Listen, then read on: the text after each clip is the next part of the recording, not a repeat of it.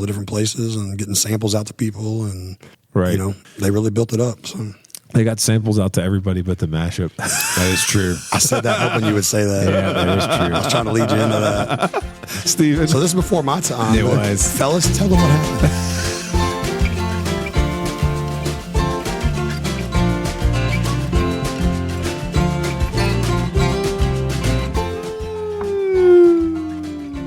And welcome everyone to episode 239 of Mashup, the best bourbon conversation you're going to hear all week long. We're your hosts, Giggles, Kenny, and Steven.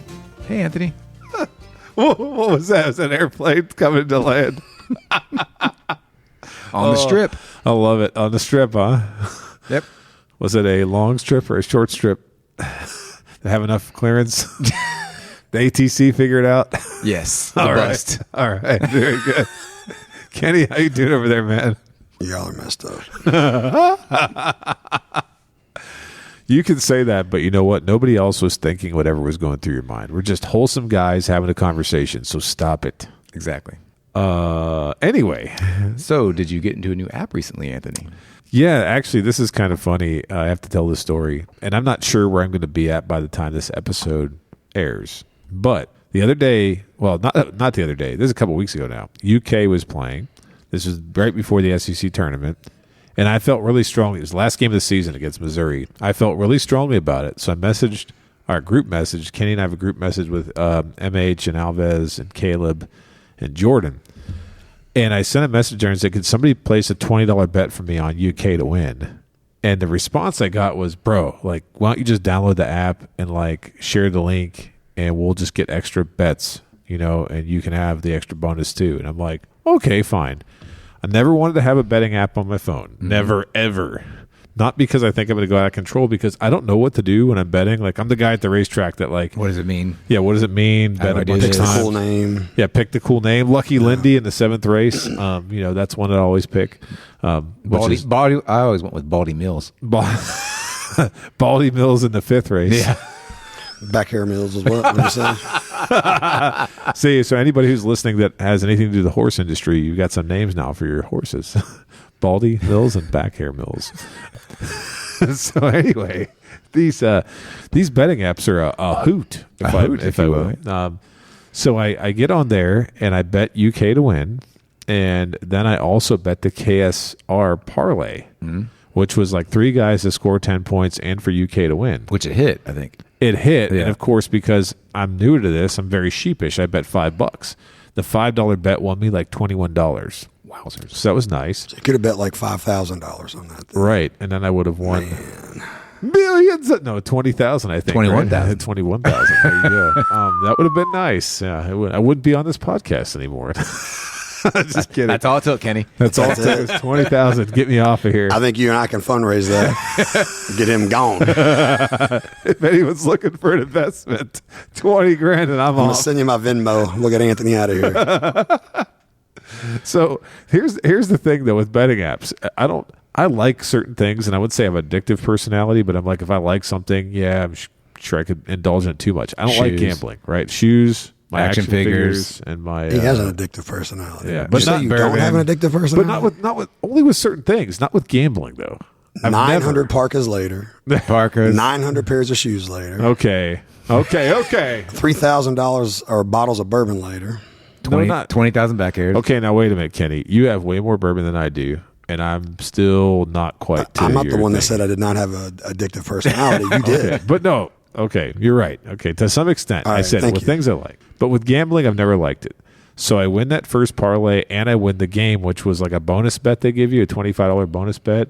But it's pretty much smash even. You can't win the bonus money because it was never yours to begin Right. with. So I won like $25. So I started off winning like $45 on 2 bets, and I'm like, yeah. So then I go to the soccer game. So Lexington FC had their inaugural soccer game against Hartford, and we went there. I got to see the Brit there, John Walmsley and his family. I also got to see some other friends there. It was a last-minute thing that we planned to do. There was free tickets. We went out. Great time.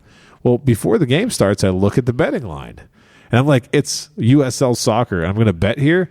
So I look at the betting line, and it's basically says Lexington's going to win. Same thing. If I place my $25 bonus bet, I win like $24 if Lexington wins. Well, guess what? I bet it. They won.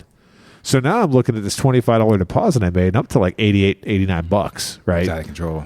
So I bet a crazy parlay on a Cavs game and lost, but it was a bonus bet. So I have a couple more of those left that I'm planning to use for UK games, and then after that, we're going to see where I'm at. But like, I can see how people get absolutely destroyed by these apps because it's so easy, and you can be like, oh yeah, whatever. And I will tell you both right now, this is going to be as soon as that thing hits zero, I won't deposit another dime.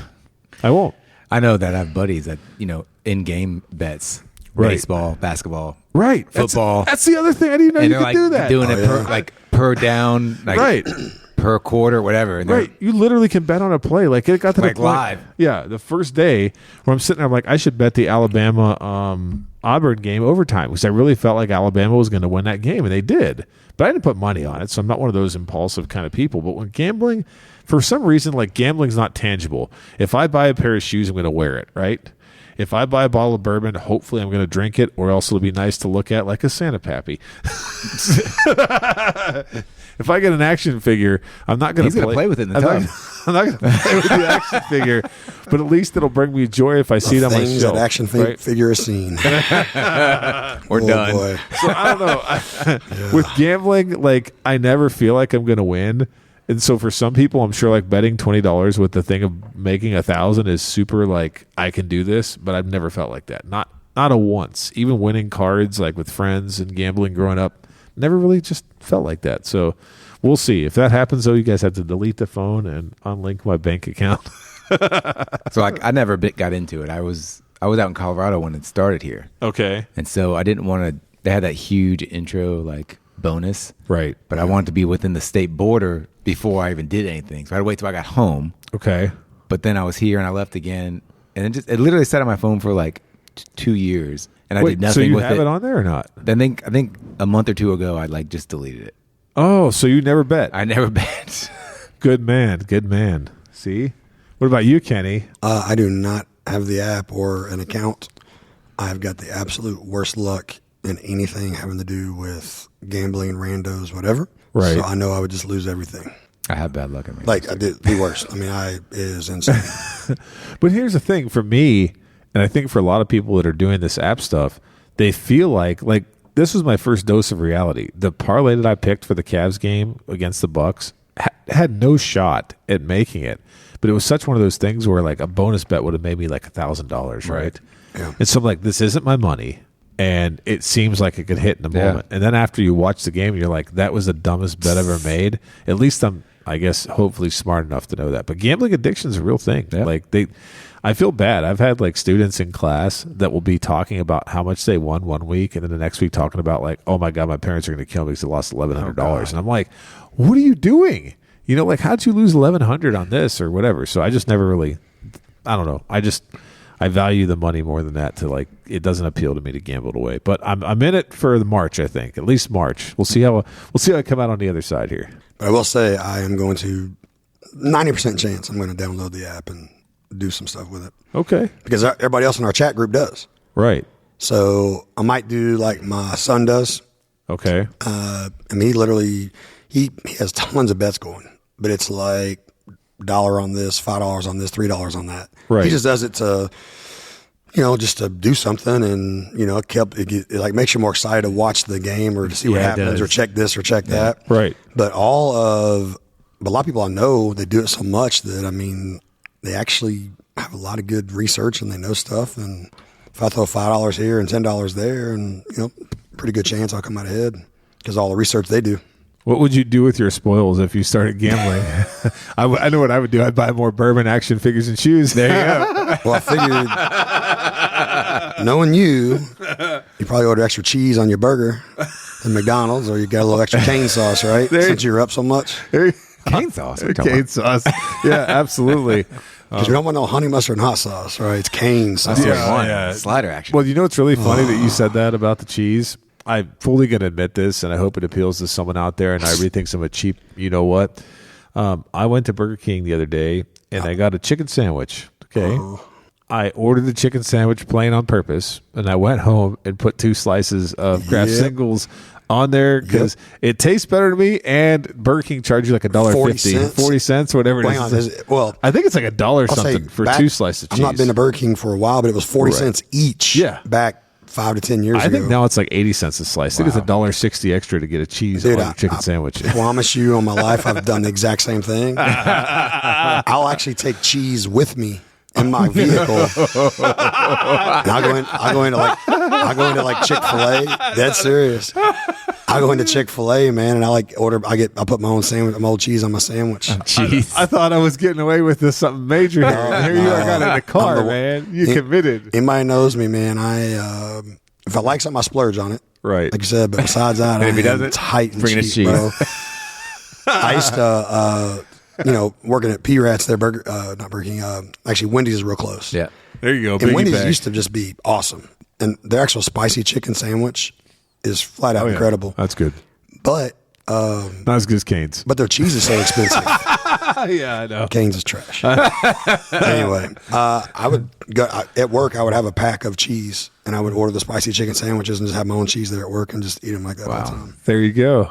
Well, you like what you like, right? I'm tight and cheap on some things, and I splurge on others. So what can I say? Do you travel with anything, food items, Steven? Keep it a glove box. Not really. I didn't know if you had any good quirks like that. When I go into like Banners and other places, I have my big water jug with me. I just bring my own water with me. Yes, I've been a witness to Kenny bringing his water jug with him about everywhere. Yeah. You bring it to restaurants? Oh yeah. Yeah. The favorite one though is Is it just water? It's water, but it has my electrolytes in it. Yeah. Steven, so we did that pick at Barton, and we go to the bar at Willett afterwards. Oh yeah. This guy pulls up at the bar at Willett, slams this huge water jug down. It's like a big Bubba. It's like 50 ounces. Like 50 ounces. The bar at Willett is like, it's nice. Yeah, and here comes You Big look- Bubba. Here comes Bubba with his slapping his water glass down. Big old 50 ounce. Yeah, that thing's traveled everywhere. It's like Wilson. Johnny Cash song, isn't it? Yeah, there you go. What's the movie with Tom Hanks? It's Wilson, the volleyballer. Castaway? Yeah, Castaway. So you can't like screaming at us. Do you name your water jug? It's Wilson. I have not named You it. haven't named That might be something I'll do. So, Anthony, do you have any more reviews for this week? Yeah, we actually have something that's not a traditional shout out in a sense that this wasn't a review that was left for us, but I do want to give an acknowledgement to our friend Daniel Henley. So Daniel's the founder of co-founder of Appalachian Bourbon Society, which is in northern Georgia. I can't tell if it's his whiskey channel or if this guy Mike's whiskey channel, but it's called Bourbon Riders, and he was recently on there with his wife, Jamie. They have a lot of great content, and they did a thing called Which Whiskey Wednesday. And what they did for this episode on YouTube was they actually tasted our barrel pick against a JD barrel proof rye pick and an Old Forester barrel strength rye. So stiff competition. I mean, those are ryes that people like, right? Appalachian. Is it what I say? Appalachian. What I say? Appalachian. Oh, Or geez. Lashun. Oh man, I don't know. From Ohio, sorry. Close to that. Oh, man. All right. Well, Kenny, thank you. Appalachian. So here we go. However I said it, they did this comparison, and they picked our mashup Past Try or Rye as their favorite of the group, and they said they wish they had another bottle, and I'm sure there's many others that share that sentiment, but we all love seeing that content. We did share it to our page, even though we were a little bit late, and I just want to say lately with social media, between the three of us trying to figure out who's read what on Instagram and and how busy my life has been with the Facebook stuff, and I know we're all busy. I'm sorry that we didn't have a chance to get that out there earlier, but y'all should check them out if you get a chance because they're doing some cool things. And it was an honor, if you will. It was. It was cool to see Yeah. what we picked on Right. our YouTube channel, Exactly. and it was awesome that they picked us at the end. I know. I was going to say, we don't have we've had a good back and forth with Daniel, but we never met him or anything like that. And I think it's just kind of cool that they were able to, objectively, even though it wasn't a blind, they were going through it. And I think they put it through its paces. No, it was a blind. It was a blind? It was a single blind. That was a single Oh, blind. it was a Single single blind. That's right. Oh, yeah, Yeah, it was no. a single blind. Yeah. See, that's awesome. So, yeah, it was really cool. Yeah, do check it out. It's not very long. It's like a 12-ish minute video. I like So that too. It was not gonna take too long to check out, and Yeah. they went through the notes and they picked it, and it was cool. Yeah, I mean, I was nervous at the end when they picked it. I was like, hooray! I was like, we Did did you give it a good old fist pump in the air? Yeah, no, it was cool. I mean, was- yeah. But it actually tasted better than I remember it tasting when we were there that day. So just, I guess, an extra month or two, whatever, in the barrel. Just, I don't know. Just, it got a little better, I think. Well, I liked it. now Kenny do too. approves too. I know. I like it a lot. I think that night I actually had a pour of it. I was going to say, I think I think my one bottle of it is gone. My handful that I got, the one is gone, and Yeah. there's a second one open now. So yeah, Going but I too did fast. share. I shared a lot of the first one. I'm not going to lie. So If you'd like a shout out, just leave a review on Amazon, Spotify, Apple, and next time we record, we will give you a shout out. Right, Kenny? Boom. boom, Ma. Boomba. mama. Mama soda. Alligators and medulla oblongata. Mama said. I love me some water, boy. I mean, you obviously would. I do. Yes. Yeah. You liked your attire at the Grammys. That was nice. Yeah, what were you doing at the Grammys? I was about to be like, lay off. I swear, dude. We have to figure out his schedule and where he's going to be, and we just got to get you in front of him. Yeah, I would love to. My dad always said you should have sent him a message and said like we should make a movie where like because there are mannerisms too. It's not just me occasionally being mistaken for Adam Sandler. It's people's mannerisms as well, saying sometimes they think that look like him. So Yeah, man, I mean, it's Yeah. funny. I mean, it's hilarious. I mean, I've been with you like when people have said that. So it's not just like you come back Yeah. and tells you stories of, oh, so-and-so mistaken. I mean, I've been with you when people have said that. It's so Right. funny. No, it's crazy. I get a lot. I'm surprised that after the Grammys thing, I didn't get it more, but I think it's because I've been secluded. I haven't been out in public as much since the Grammy thing. Been in my office a lot, not walking around, not going to stores, things like that. But just being out and about, I get a lot. People be like, you look like Adam Sandler. Anybody tell you that? I'm like, never. You ever Never. thought about going to like the college of like, I guess they do films? Oh, yeah. And be a guest, Adam Sandler guest speaker? Maybe they could do that for me. could. There you go, right? It's perfect. Well, you That's- go to Vegas and like be an impersonator. I go to Wax Museum and just stand there. Yeah, people go do Elvis impersonations. You're There like, you I go. know what I need to do. A callahoo. Oh, my God. All right, hoo-hoo. You ready for a bottle? Yes, sir. All right. So, guys, for this week, we have a bottle of Penelope, the Estate Collection 9-year Private Select Straight Bourbon Whiskey. There you go. So this bottle comes to us from the Ross and Squibb Distillery and Undisclosed Kentucky Distilleries. This is a bottle date of 2024. The ABV is 50.6 proof, 50.6 ABV, 101.2 proof. The age statement is 9 years. The mash bill, which is a product of having different straight whiskeys blended together, is actually 74% corn, 20% rye, 5% malted barley, and 1% wheat. Can't forget that wheat. That 1% wheat makes it a 4 grain. Now, that wheat better be more than 2 months old. There you go. The MSRP on this is $80, and we are very delighted that this bottle was provided to us by good old Sanch D. The nice thing is when he gave the blinds and I had given him a bottle back, we did the Chattanooga bottle that was his, and he's always a very thoughtful guy, and he's just like, hey, I got this bottle, opened it. He never tells us what he thinks of it at all. Just straight he up just give- hands it over and says, tell me what you think of it. So I wonder sometimes why he does that, but I guess we'll find out. So we really appreciate it. Indeed. Yeah. So Penelope Estate. Yes. That's what that is, right? Yeah, it's Yes. a Penelope Estate Private Select. They also have single barrel and I believe something else as part of their estate collection. So we did in our blinds last year the Penelope Estate 11 year. Oh, okay. That So was this is the 9 year. We had the 11 in our best of 66. was that like cast strength, high proof? In my notes, I only show 11 year. Okay. And Alves submitted it, so I don't have the bottle to look at. Okay, right. So we're not going to officially score this.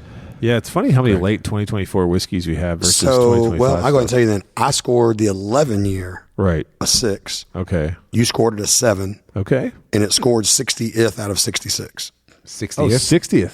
So it wasn't a But high keep in score. mind, but still 60th is still a good whiskey Yeah, it is. because how many hundreds and hundreds and hundreds and hundreds and hundreds of whiskeys were released last Right. year? It still scored better than Michter's. I did.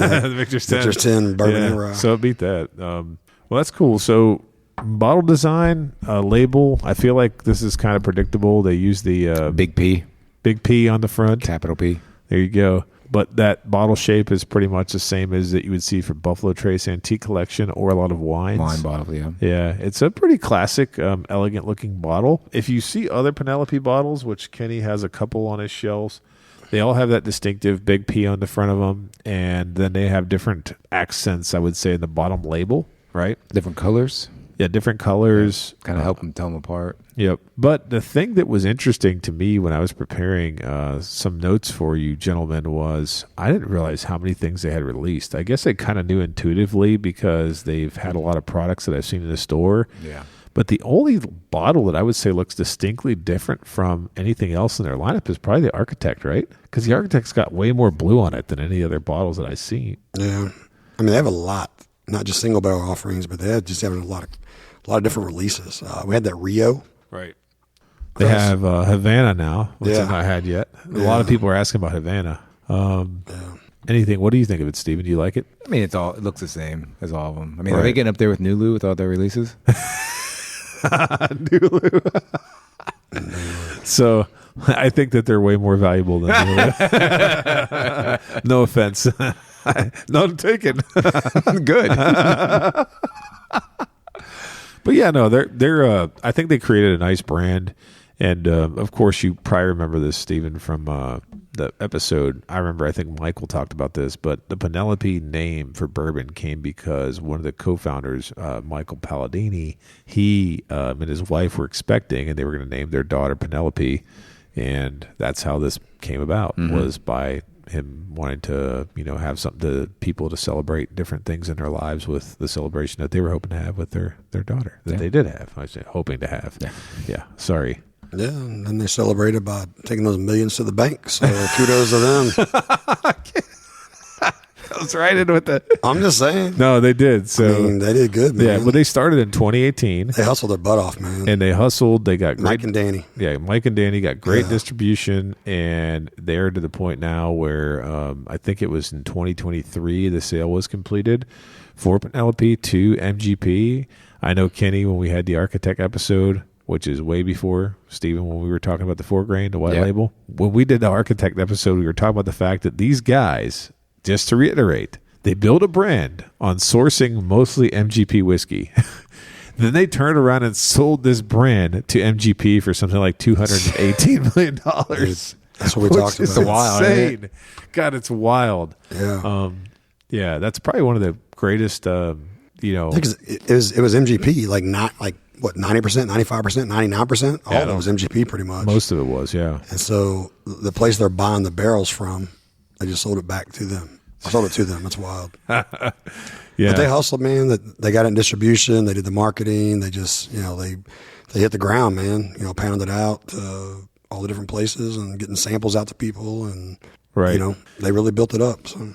They got samples out to everybody but the mashup. That is true. I said that hoping you would say that. Yeah, that is true. I was trying to lead you into that.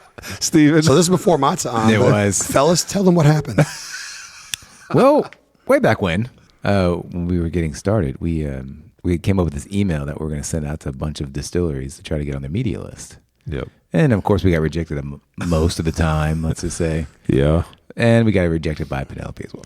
Yeah, they basically said like something along the lines of, we didn't hear of your podcast, and they want to be a part of it. Yeah, we'll be part of it, but without that, there's literally no chance you'll be on our sample list. Basically. Which is fine. I mean, they were trying to protect and build their brand, and we were, and still are to some extent, Nobody podcast. And so even though, when I say that, what's funny about that, though, when I say we're a Nobody podcast, let's humble brag here for a second. We have leapfrogged Bourbon Pursuit twice in a history of our podcast in the rankings. We consistently are between 40 and 60 in the food category. When I say consistently, in the last year and a half, 2 years, and we've been much lower than that multiple times. So I say all that to say that it's kind of funny. You say 40 to 60, but in the food, but really there's only a 2 or We're 3 typically second, bourbon third, podcasts bourbon. within that. and bourbon area. in that category. Yeah. And so where I was going with all this is maybe we're just like Penelope. Somebody's going to come along with that $200 million check, and they're going to say, and then we're going to go back and look at that email and go, ha ha, see, we thought it was kind of funny. They wouldn't give us any samples, and now look at us and look at them. So, Barstool's knocking on our door to buy. oh, not MGP? Yeah, right. Barstool, there you go. Maybe we could be part of the Barstool podcast Family, network if they have one. There you go. But no, it's. I mean, I get why it was like that, but it's kind of cool to see how they've evolved as a brand and where we're at today with reviewing this whiskey. You know, We did an episode on my Penelope blend, right? right? Yeah, That's when Steven was out of town, I think. Yeah, he was traversing the West is the best way I Yeah. could put it. He was out there. And That was for a Railbird that one year. right, and you got to meet Mike and Danny, Yep. right? Yep. And do We the pick with did them. the barrel pick, and then Which Railbird was that? First one? 20. No, it wasn't first. It was 2023, I guess. Was that right? 2022. So the second one? Maybe 2022. I don't know. I have to go back. I think it was 23. Was it? Okay. Yeah. But it was was that the was second really one, cool because I was like, this is one of my cooler moments of being in bourbon. It was like, for like bourbony stuff, not just hanging out and just us making good memories, but for like bourbon stuff was pretty cool because I was asked to be part of that single barrel pick for Railbird, and then we tasted a lot of good things and some not as good things, and I ended up blending 2 different barrels together at different portions and handed it around the room, and everybody liked it the best. So that's what they did. It was pretty neat. So. Yeah, I think I still have one of those sacked away. One has gone down the hatch. So one is done. On Yeah. that. Yeah. So it was good. That Best was- I remember, it was there was one barrel that had more like willety, florally vibes, and one was more chocolatey vibes, and we kind of put those 2 together. nice. Sounds like Valentine's Day. Go, boys. Waffle House. There you go. That's right. Let's go for our first nosing. There we go. All right. So what's jumping out the glass for me very early on here is like a lot of light fruit. And when I say light fruit, I'm talking like, I'm trying to think of some notes you pull, like apple, peach, pear, those kind of things. I know that those aren't all the same, but that's kind of where I'm at. Some are citrus, some are not, like stone fruit. That's what I'm getting off the nose. I wasn't getting really anything. I had to pop it just now, Yeah. just trying to get something on it. Oh, how about that? It was nothing, but I mean, 101 point, what was it, 0.2. So it's relatively lower proof than some of the stuff we've tried. I'm the same way, man. I'm getting more and more congested as this season comes along, the spring season, the blooming season. Blooms. Speaking of blooms, you guys been able to get any of the Blooming Waters 151 Pokemon sets? You guys can see the eyes in the room right now. Oh, my God. These What were we guys talking are about staring. collecting and- He's just staring at me. That's for my son. Oh, Sure it is. Oh, it's from your son? Uh-huh. My son wants one of those. I thought so- it was from Alves. No. I mean, that's the thing, though. I mean, Alves collects, but my son is a collector house. Like, I'm not super into it, but I get into it for him because I know he likes it. So, if any of you guys out there can find a Blooming Waters 151 set for retail, not secondary, unless you want a secondary bourbon from me or something like that, please let me know because you'll have a very happy 9-year-old on your hands. So, if you got access to those Pokemon cards, hit me up. Yeah, I'm getting a lot of like light fruits on this. Like apple. Yeah, I said apple, pear. Yeah. Yeah. I get apple for sure. Yeah, I'm definitely getting some of those notes you get, like the orange. Yeah. Like I the said apple, peach, right. orange. Yeah, it's just it's like a bouquet, if you will. I didn't know they released 2 different. There's a 9-year and 11-year estate from last year. Yeah, but I don't know. Was it 11-year single barrel? Because the estate has different things. So that's actually probably a good time to talk about that. Do you guys mind if I read to you a little bit? Please do. Yeah, here we go. Let me see if I can figure this out. Steven's like, go ahead, please. Here we go. So Penelope has the Core Series, which is their 4-grain, wheated, toasted bourbon, architect, and barrel strength bourbon. That consists of the core. The Cooper Series consists of Havana, and Rio, and Takai, Rosé, and Valencia finish, which I've not had any of those besides Rio. Kenny, didn't you pull the Rio out blind one time? We were doing an episode. We didn't do a full episode on it, but I feel like you pulled it out at the end of an episode and you gave it. Did I blind it? I think you just gave it to, they're like, that's the Penelope Rio, dude. I feel like you did that. Maybe it was just It's, hanging out one night. It's Ambarana, but it's also honey. And Honey and it's actually Ambarana. stronger honey than is Ambarana. Right. So that one's one that got a lot of acclaim. I never had a Rosé or Valencia. Then they have this limited series, which is F Cancer, which obviously is self-explanatory. They do some kind of charity thing for cancer. Toasted Rye and American Light Whiskey. I've heard good things about their light whiskey. Didn't John Lair bring one of those over? Didn't he open the light whiskey? It was like 17 years or 16 years. It was a 17-year, 140-some proof, and I liked that. That was tasty. That tasted like some of the old Carters for American whiskey. That was tasty. So, yes, have a chance to taste that. And then, yep, what's that? High proof. High proof, yeah. But again, MGP has access to those stocks of light whiskey. Then here's the Estate Series. So it's Founders Reserve, Private Select, and Single Barrel. So there's 3 different differentiation of the Estate Series. So I can't remember. We either had a Founder Reserve or Single Barrel for the other one. So this Private Select is different, I believe. But I don't think anybody selected this. So it's not like your typical Private Select. I think this was a wide release. Okay. So, and then last but not least, we have to include this, is they have ready-to-pour cocktails, which are peach old-fashioned and black walnut something or other. So that's the portfolio of Penelope, if you will. So they got RTDs then, huh? Or I guess they're not really RTDs. They're mixed drinks. Oh, they are, but they're RTDs in the sense that they're ready to go. Oh, you don't have to add anything? You open the bottle, you pour them on ice, drink them, They whatever, are. they're ready to go. Yeah, there's nothing else to do with them. So, but I've never seen those anywhere, but. I did look at the 11-year. Okay. So the 11-year, they were single barrels, it looks like.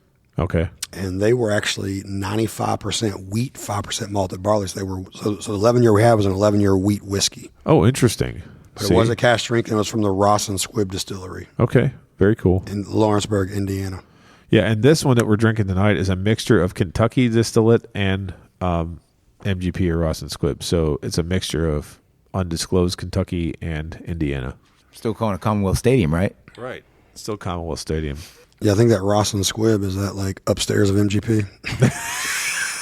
Back It's like room. apartment B versus apartment A. I've heard people call it the law firm too, like the law firm of Ross and Squibb. It just doesn't sound like a spirits company, but I think it's made to honor their founders or something like that. If people found MGP, but I'm still going to call it MGP.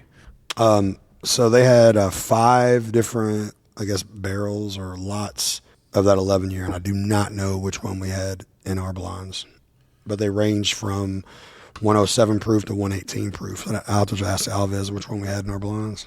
Okay. Wow. But that was a wheat whiskey, and this is not, right? This was like a 4-grain with 4 grain. only 1% Yeah. wheat, really. So it's 4 grain. Yep. 74, 20, 5, and 1. So Bourbon versus the wheat whiskey. Well, should we go for our first taste? Yeah, I'm ready to. I didn't get a lot on the nose other than, like I said, a little apple, maybe pear. Sounds good. Okay. So you know what? I want to change this up tonight because do you like or dislike what's in your mouth? I want to know. Do you dislike or like it? Just say yes Dislike or no. it. Dislike? Okay. Kenny? Before you even say any tasting notes. So Steven said dislike. Dislike. Dislike. This to me is like orange blossom cream soda. Like, I'm not that there's an orange blossom cream soda, but I'm getting a lot of orange and I'm getting like a creamy note. I'm not sure if I like it yet, but that's what I got. I took a big old tug of it because it's only 100 proof, and my mouth got like overwhelmed with orange flavors. Now, on the back end of this, did you get not Pop Rocks, but did you get something like where it kind of got elevated in spots? I got ethanol, so I got orange and ethanol. Okay, maybe that's what I'm I getting. got is orange and ethanol. ethanol.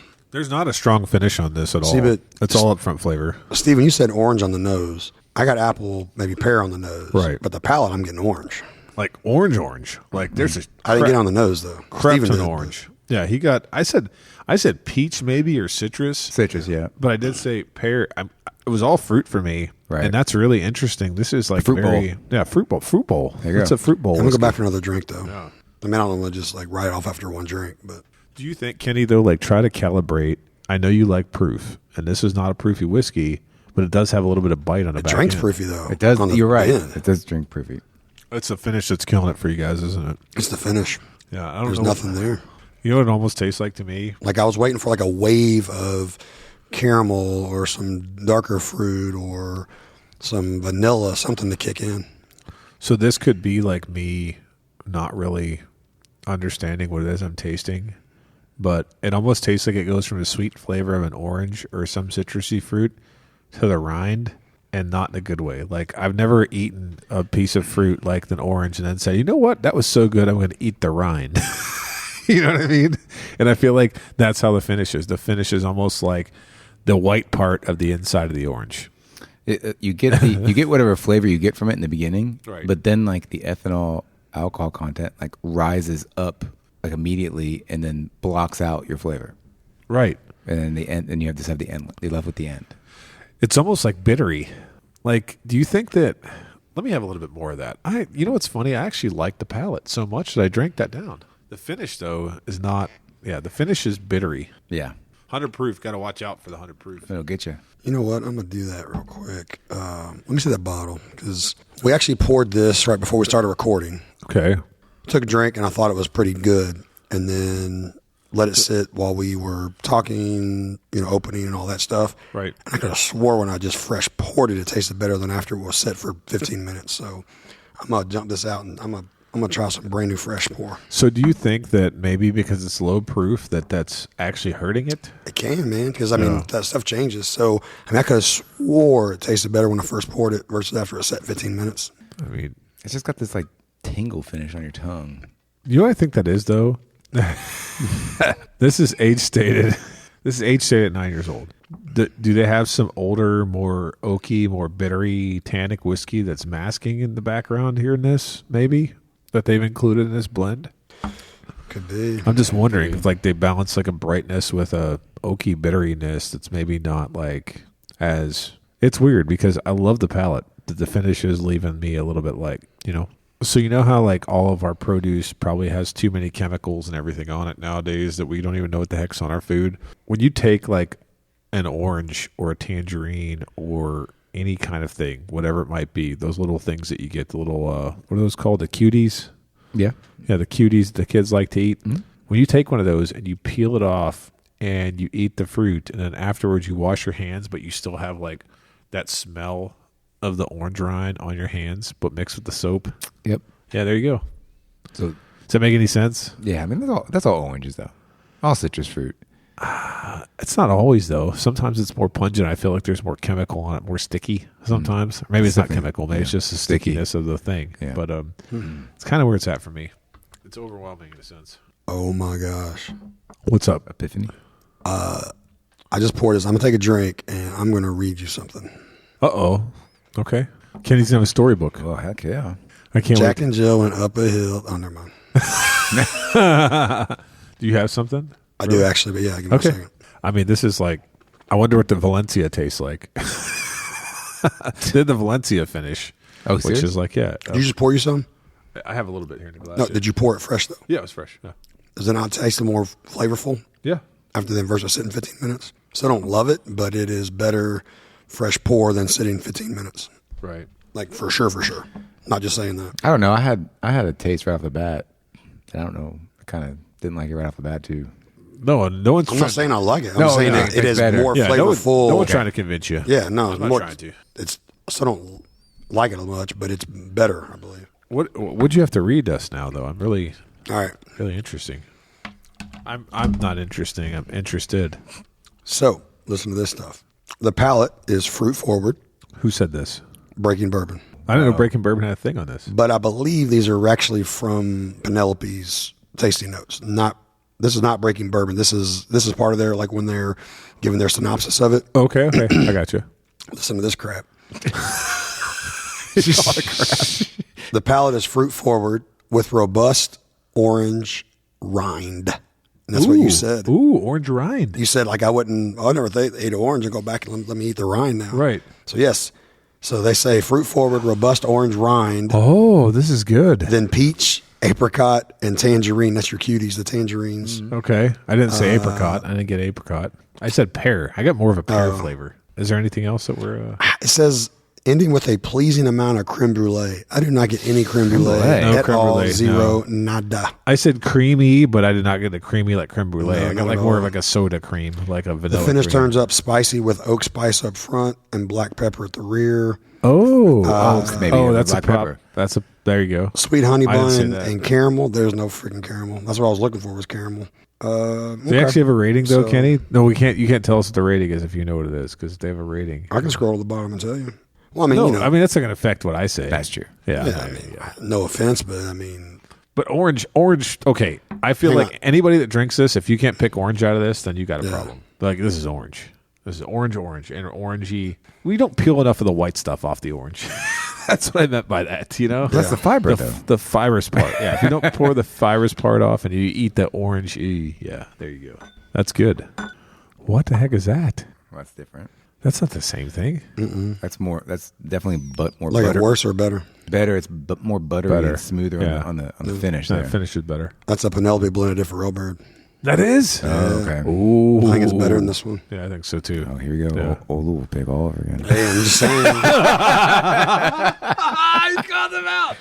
No, that has more maple and more like you taste the oak in a good way. Like It's a thick smooth that thick goes over your tongue. maple sweetness. But And this isn't as old either. Yeah.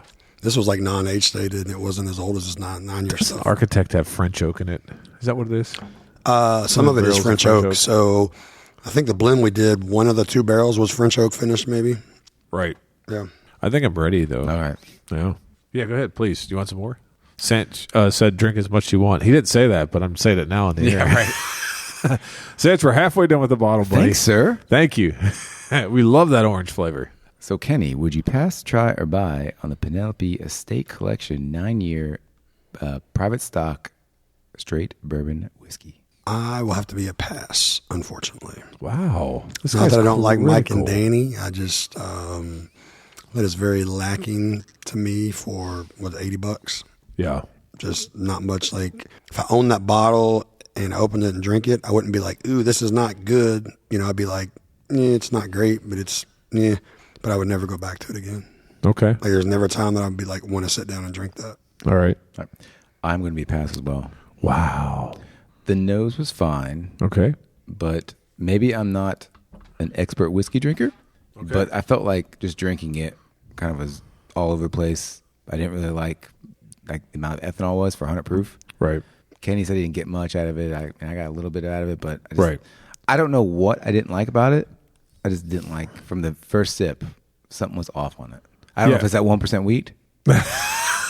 1% wheat. Yeah. But something did not connect with me. I got you. So I'm just going to pass on it.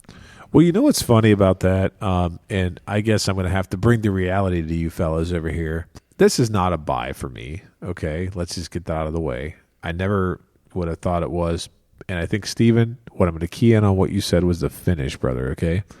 The finish is the thing that kind of ruins the whiskey. When I say ruins it, I actually think that if this were like follow me on this, if this were like a $60 bottle, 50 to $60, and it was actually like 96 or 97 proof, maybe bringing some more liquid in there would tame this down a tiny bit more. I think you're looking at maybe a home run here, like some kind of Penelope offering that's a regular offering.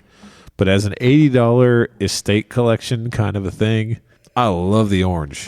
I love that dominates the palate for a non-finished whiskey. I don't know how they got these flavors. Finish is not my favorite. It gets draw up a little bit, but I'm still going to be a try because I think you should experience this because to me, I've not had a blend of MGP that ever tasted like oranges and tangerines and almost like a rye, even though what's the rye content on it again? One more time, 20. third time, 20%. It definitely has a lot of rye characteristic to it. So I think it's got some cool, unique things, but maybe not for $80 because estate collection at 80, it's probably 100 at most places, right?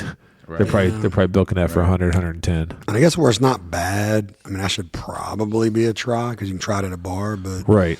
I don't think so, man. I don't know. But with none of us being a buy, Kenny, I really want to know because I don't think you I'd told be us. like a pass plus try minus, maybe. I don't know. Okay, 'Cause well, it's not bad.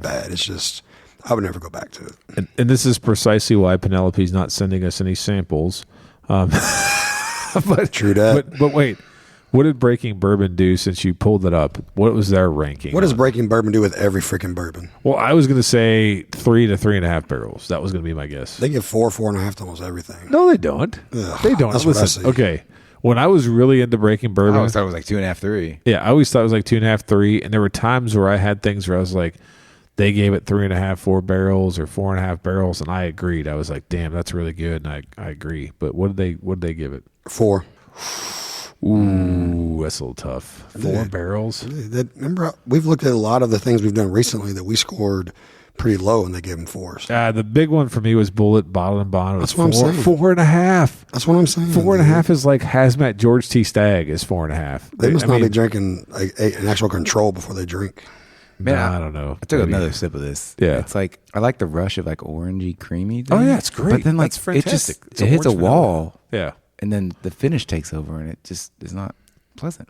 If the flavor that was in the front of the palate was the finish, Right. I'd be all over it. I'd Yeah. be like, this is great. Buy it. But it's not. It's like you get all the great things that you like about it in the front, and then the finish happens, and you go, oh. Yeah. Like even now as I sit here, I haven't had a sip of it, and I'm still not. The flavor in mouth's not bad, but it's not anything that I'm excited about. Yeah. So It's like your smile turns upside down as you drink it. the upside down smile emoji. Yeah. That's a new rating system to go. Steven rates us an upside down. You know, we should do that one episode. Which emoji would you rate this? The crying smiley face, Chocolate ice cream. or the what's a barf smiley face? Oh yeah, the green. Not for this one, the green, but yeah, for maybe some of them we could. Kenny? I hate being like passes so many times, and recently it seems like I'm passing on a lot of stuff. But Yeah, I don't know if that Evernorth just ruined it for me, being $60 and tasting like that. right. Like I could go back to that and drink it like almost every night. Yeah. So I don't know if that's ruined it for me recently, or I don't know. It's weird. Or just actually so many picks we've done recently that are actually pretty good or decent, Yeah. you know. But I don't know. I hate being passes, man. I would rather be tries or buys on stuff. Do you know what I think it is? Tell I me. think it's what you said a while back, and what all of us have kind of lived in our experiences going through our bourbon journey. Because when we started this podcast, we thought a lot about our journey, right? Where we were at in the process, what we learned when we're tasting, and no matter how many bottles you have around, or any of us do, you still are learning more things about your palate and how you feel about whiskey and the ones that you have in your presence. And so for this, and for a lot of the ones we're tasting lately, I feel like the pass is almost like what's mirroring what's happening in the industry, which is unless something's exceptional, if you've tasted enough whiskey, you're kind of like, I want what's exceptional. Right? Right? I either want what's exceptional Or something you're a part of. or something I was part of that has a sentimental value to it. Or something that maybe a brand that you believe in, or a person you believe in. Yeah. And that was what I feel like is kind of moving the needle right now. Like if Danny and Mike were sitting in this basement right now talking about how great this whiskey is and everything they had to make it, will we feel differently? I'm not sure if we would, but I'm just saying like that stuff matters. And I was recently listening to a couple of different bourbon media podcasts and YouTube channels and stuff, and they were talking more about how people want experiences. We've mentioned that 1,000 times on this podcast, but I do think that's kind of what it is. I feel like this gets lost in the mix because it's just not standing out like things that we want would stand out. You know, So- like you want to skip that phase of your bourbon journey and don't want to go around and just buy a bunch of stuff that's just okay. Yeah. So the way you started this, are you feeling you're getting jaded by trying, good picks and bottles that are, one-offs that not everyone can try? Steven, that's way too philosophical. Well, I mean, like we said, some of the best no, bourbon that's you're going great. to That's a taste great all question. year isn't just sitting on a shelf somewhere. Yeah. But no, to your point, that's a great question, because that's something that I feel like our audience members, we might ourselves think at different times. And I mean, yeah, but go ahead, Kenny, you're about to say something. Well, I'm going to say this real quick. All right, so on the same thing, I'm going to do something because I was ready just to end the episode. I'm going to do one thing. Sure. I want you guys to close your eyes. Uh-oh. You did this. This is your fault, Steven. I blame you. You got philosophical, and now Kenny is going over to the shelf to tell us all why we might be wrong. He's going to pull out Old Forester Rye, say, you are not jaded. Right. You like this $25 cheap bottle. Right. And you will like it. Either that or he's going to go pull out the... He's going to pull out some Old Carter that was a one-off pick. All right, you can open your eyes. Kenny, you got any chocolate malt reflux? Holy mackerel. So we have a dark whiskey that Kenny just poured for us. Well, we hope it's whiskey. Yeah. All right, yeah. So just try. I mean, just one sip, simple, easy. It's just nothing. We don't have to get too deep into this at all. Just what you just tasted, Right. which is what $80 to $100 everywhere, right? Right. Well, everyone's looking for those on secondary, so $80 if you're lucky, right? I would think so. I don't know about how the whole estate collection 90 to was $100 received, but I think, probably you're paying $100 or more for this. So Whatever you poured us has a much more rich nose. Chocolate. The Like a chocolate, rich chocolate really. nose. Just take one sip and we can end this episode. You'll see what I'm talking about. Now that's something you would want to go back to dang. again. And you would go back to, and you would go back to, and you would go back to, and you if a friend comes over, you want to share that bottle with them. Yeah. Let them know how good it is. This is a kitchen table night. This is Fire. Yeah. Let's just crack this open. And This is a 7-year Nashville Barrel Company. Oh, I knew it. Dang it. You know what, $99 though. Kenny? So I'm saying, so if that's 80 to 100, Right. and this is 100, I would never go. I mean, that's Oh, the that back thing, end man. is so good. bro. Like, okay, here. It's soft, but still has proof. Dude, and James, James and Michael, they Yeah, I'm going to say it right they now. got the process down there, man. Yeah, I don't know. I don't know either of them, but I know who Michael Hines is. And Nashville Barrel, some of their bourbons, which I initially thumbed my nose at and was like, oh, well, you know, how good could they be doing with 5 or whatever? I have had so many things from them now where I'm like, and this is another representation of it. I think the one time I picked them in the blind because I was like, you know, there's only a couple of whiskeys that have color, age, and taste like Nashville, and the price range. You're exactly right. So you know what? I take back everything I said. Go buy some Nashville Barrel Company. I'm just saying, like, I mean, that's that's what I want, something like that. And even if I'm staring at them at retail, if you happen to Right. get that Penelope at 80 and that at 100, $20 is well spent. I think so too. Oh, yeah, definitely. That's a good lesson there, sir. So I'm gonna just stay past them. Yeah. I was trying to talk myself into being a try, but I can't Right. now. That's what I was with the extra sip about. I Yeah. like the orange and the cream, but as soon as it hits something, it just Yeah. I don't like it. It's not finishing like this Nashville Barrel, which is like a nice Snickers bar or something. Like, my God. good. It is. It's like And this is caramel peanut relatively chocolate. available. This exact one is a single barrel pit. So Okay. this one is not available, but you can taste 5 or 6 different Nashvilles and they're all Yeah, close. They all got that flavor. Just look for that dark color. There you go. Boom. And with that, thanks for listening to this episode.